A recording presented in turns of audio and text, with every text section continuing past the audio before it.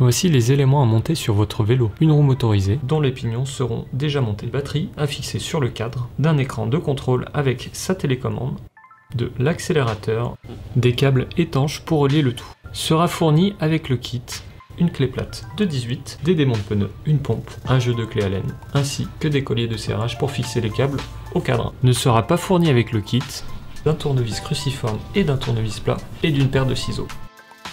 Pour commencer, retournez votre vélo, puis desserrez l'attache de fixation de la roue.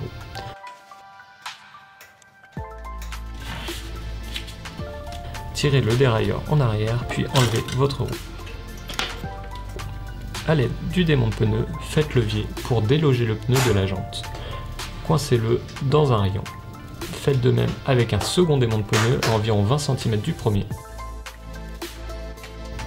Puis, avec le troisième démon de pneu, faites levier et faites glisser le pneu le long de la jante. Retournez la roue, puis enlevez le pneu de la jante à l'aide d'un démon de pneu en faisant glisser le démon de pneu le long de la jante. Vous pouvez désormais enlever le pneu et la chambre à air. Remontez le pneu sur la roue motorisée.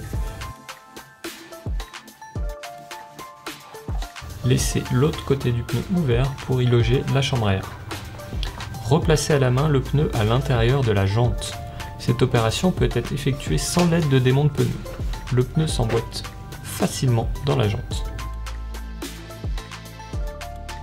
Repositionnez simplement votre roue en veillant à bien positionner les rondelles anti-rotation entre la roue et le cadre, comme ceci. Nous allons fixer le torque arm. Cette tige en métal permet de répartir le couple du moteur sur l'ensemble du cadre. Il est indispensable pour les kits trajet long. Dévissez le boulon, placez le torque arm dans l'axe moteur, puis utilisez le collier de fixation sur lequel il va prendre appui. Vissez le collier à l'aide d'un tournevis plat. Vissez les écrous à l'aide de la clé fournie. Attachez le câble d'alimentation du moteur au cadre. Ça y est, la roue est posée. Maintenant, c'est au tour de la batterie d'être fixée sur le cadre. Ce support va permettre de fixer la batterie sur le cadre. Il se visse au niveau du porte-bidon. Il est indispensable pour ce type de batterie. Si vous ne possédez pas de fixation pour le porte-bidon, le support se fixe à l'aide de 2 colliers en plastique.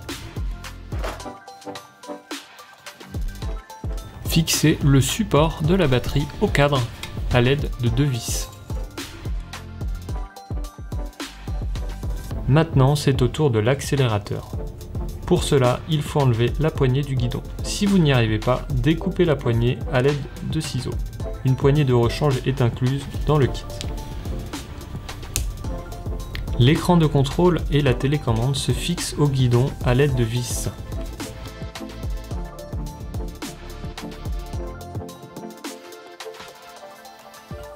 C'est la dernière étape, il ne reste plus qu'à brancher les câbles entre eux. Le gros câble avec les embouts verts et jaunes se relie à l'avant du vélo. Il faudra le fixer le long du cadre à l'aide des serre-flex. Branchez les câbles en respectant les couleurs. Fixez le câble qui raccorde le moteur à la batterie le long du cadre. Au moment du branchement, veuillez respecter les flèches pour ne pas abîmer les connectiques. Une fois les branchements effectués, ajoutez des serre-flex pour éviter que les câbles ne frottent avec la roue. Une fois les serre-flex bien serrés, coupez-les à l'aide de ciseaux. Maintenant, vous pouvez positionner votre batterie, mettre l'alimentation sous tension et vous pouvez profiter de votre vélo.